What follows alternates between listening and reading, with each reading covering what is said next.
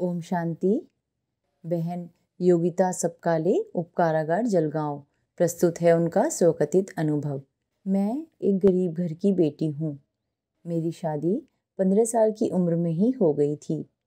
जिंदगी में बहुत तूफान आए, उनको पार करते करते मैं तंग हो गई थी। माँ बाप के घर महालक्ष्मी के उपवास किए, शादी के बाद भी पूजा पाठ व्रत करती थी, लेकिन मेरे मन को कभी शांति नहीं मिली। हमारे घर में बार बार झगड़े चलते थे। एक दिन मैं और मेरी जेठानी एक दूर के रिश्तेदार के यहाँ मृत्यु के प्रसंग में गए। वहाँ हमारी मुलाकात एक ब्रह्मा कुमारी बहन और भाई जी से हुई।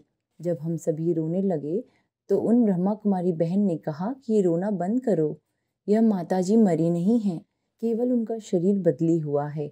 आत्मा अजर अमर है, कभी मरती नहीं। वापस लौटे तो मन में बार बार आत्मज्ञान के बारे में सवाल उठने लगे। उसके बाद परिस्थितियों ने ऐसा मोड़ लिया कि पड़ोस के एक व्यक्ति की मृत्यु हो गई और उसके केस में मैं, मेरे पति और घर के 13 अन्य सदस्य जेल में आ गए। पड़ोसियों ने हम सभी को जेल में डलवा दिया। बाद में दूसरों की जमानत हो गई, पर मैं और मेरे पति अभी भी जेल में हैं। जहाँ मेरी मुलाकात ब्रह्मा कुमारी बहन से हुई, वह जेल में आकर सबको ज्ञान सुनाती थीं। मैं भी ज्ञान सुनने लगी। उनके द्वारा मेरे कानों में यह संदेश आया कि परम पिता शिव परमात्मा इस धरती पर आए हुए हैं। यह शब्द सुनते ही एहसास हुआ कि भगवान मिल गए और मन को इतनी शांति मिली जो आज तक कभी नहीं मिली थी।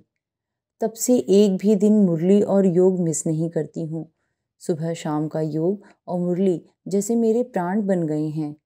जेल में नई नई माताएं बहनें आती रहती हैं, उनको मैं शिव बाबा का संदेश देती रहती हूँ, मुरली भी समझाती हूँ। सारे विश्व की सभी आत्माओं को शांति के वाइब्रेशन भी देती हूँ। मेरे सामने कितनी भी कड़ी समस्याएं आए तो भी डगमग नहीं होती हूँ। मुझे पूरा विश्वास है कि मेरे शिव पिता मेरे साथ हैं और दृढ़ निश्चय है कि हम निर्दोष जरूर सिद्ध होंगे। मैं अकेली नहीं हूँ, सबसे बड़ा आधार मेरा बाबा मेरे साथ है। हो सकता है यह मेरे पिछले जन्मों के कर्मों का हिसाब है।